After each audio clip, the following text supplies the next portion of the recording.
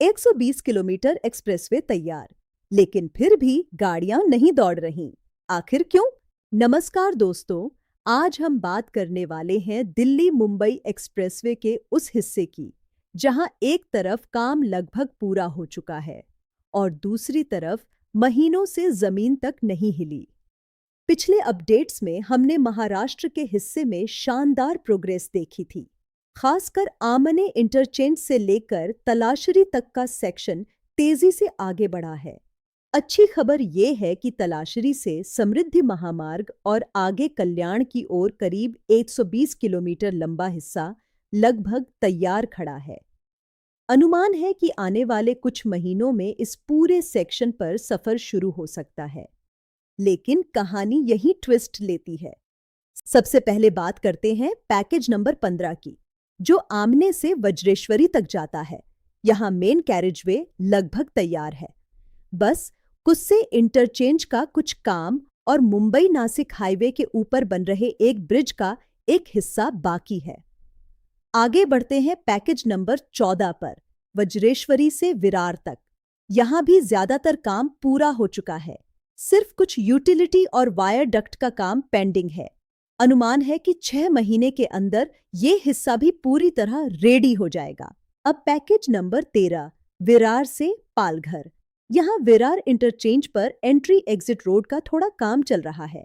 साथ ही वैतरणा नदी पर दूसरे ब्रिज का निर्माण बाकी है, जो अगले कुछ महीनों में पूरा होने की उम्मीद है।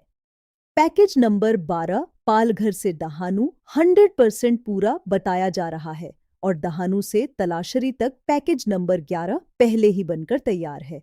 मतलब साफ है, महाराष्ट्र के अंदर करीब 120 किलोमीटर एक्सप्रेसवे तैयार खड़ा है। लेकिन इसे खोलने की चाबी है तलाशरी इंटरचेंज।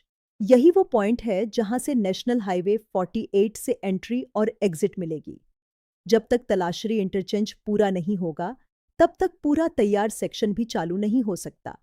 अब आते हैं सबसे चिंताजनक हिस्से पर, पैकेज नंबर 10, जो तलाशरी से वापी तक जाता है। अगर आप 3 महीने पुराना ग्राउंड अपडेट देखें और अभी की स्थिति देखें तो चौंक जाएंगे। यहाँ लगभग 0% प्रोग्रेस दिखाई देती है। न इंटरचेंज में बदलाव, न ब्रिज में कोई खास प्रगति।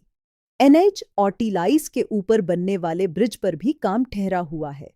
पियर कैप का काम पहले भी पेंडिंग था, आज भी पेंडिंग है। सिलवासा के पास भी हालात लगभग वही हैं। ब्रिज अधूरा, इंटरचेंज अधूरा और कई जगहों पर तो शुरुआती अर्थवर्क तक शुरू नहीं हुआ। दमन गंगा नदी पर बनने वाला ब्रिज भी महीनों से उसी स्थिति में है।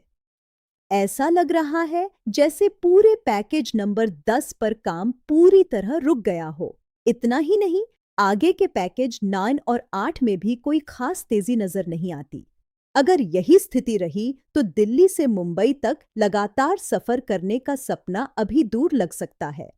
अगर आज से काम तेजी से भी शुरू होता है तो भी पूरे कॉरिडोर को पूरी तरह तैयार होने में कई साल लग सकते हैं। अब सवाल ये है, क्या तैयार 120 किलोमीटर का हिस्सा जल्द खुलेगा? क्या तलाशरी इंटरचेंज पर काम तेज होगा या फिर ये इंतजार और लंबा चलेगा? आपकी क्या राय है? क्या यह एक्सप्रेसवे तय समय में पूरा हो पाएगा? अपनी सोच कमेंट में जरूर साझा करें। हम मिलेंगे अगले अपडेट के साथ। जय हिंद, जय भारत।